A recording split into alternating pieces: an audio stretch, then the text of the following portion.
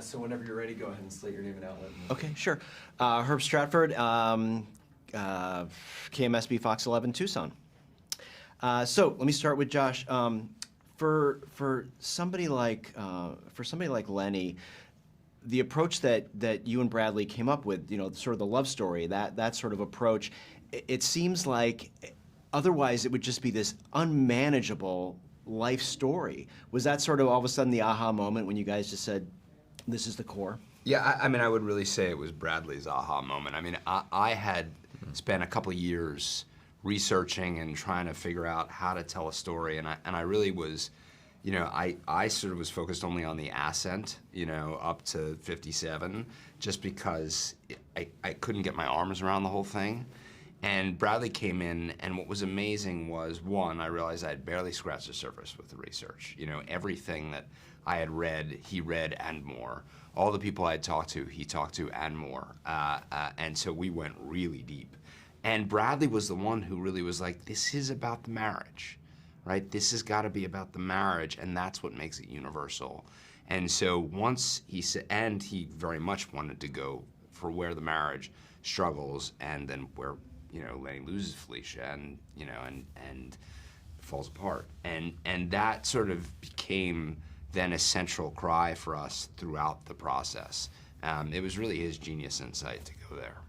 So Kristie, having that family sort of engagement, I mean, you could make this movie to some degree without as much family engagement, but that must have been everything from them welcoming you into the Connecticut home and to sort of letting, sharing their clothes, I mean, everything. How was that like, to make this movie with such an engaged, participants family?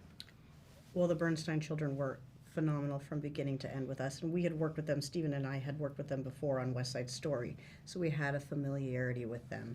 But Bradley really went in and said, "You three are the experts. You know more than I know. So tell me, show me.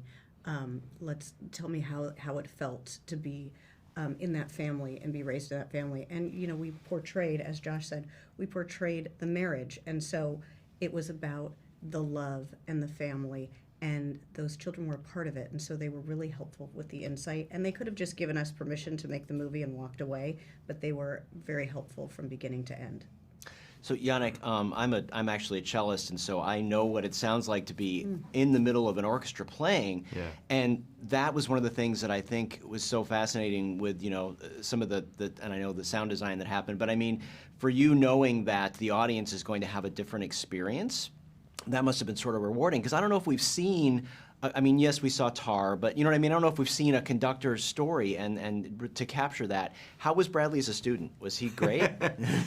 I mean, Bernstein is a monument and also well documented, and I think Bradley's studying of the videos of Lenny, it's astounding, how he captured all the mimics, all the little gestures. But what he wanted, and what we both wanted, is to be committed to what makes Lenny so special, which is the emotional impact when he's conducting.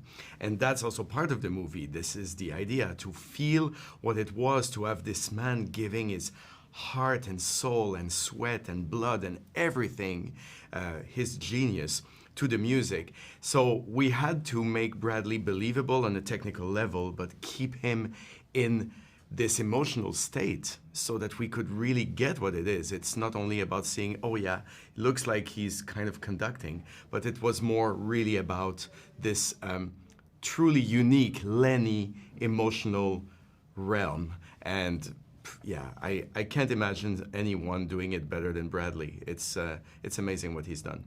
So real quick, surprises that came out of this, you guys might have specifically, you felt like you did a lot of research. Something that just came up that just totally surprised any of you guys about the story? I mean, I would say, for me, what I was stunned by was, I've been writing for a while. You can always learn something new. Bradley loves to sit and read the scripts. We did like 100 drafts. And at the end of each draft, we would sit, or sometimes in the middle of a draft, we would sit and just read the draft to each other. And he wasn't acting, and I wasn't. We were just reading it out loud, and you would hear these things. And a truly great director, and I do believe Bradley is a truly great director, is relentless in pursuit of the truth that he's trying to achieve. And in reading those scripts over and over, we were constantly whittling and refining. And I think this is true with everyone in all of the crafts, whether it's working with Yannick or whether it's working, on the makeup with Kazu, that relentless pursuit of the truth, of this marriage, of this man, of this music, it was just an extraordinary journey to be part of. Yeah, it was the prep work in the search for authenticity. Authenticity, that's, I agree. This is a commitment, and that doesn't happen that often, and we need to celebrate that because that's one of the reasons why this is a great work of art. Well, thank you all very much. Thank you. It's a beautiful piece, and I can't wait to see it again. Great. Thanks, Thank guys. you. Thank you. JPI cut, thank you very much. 5 years in the making. 5 years in the making, guys. Yeah, so we have Waters and Espressos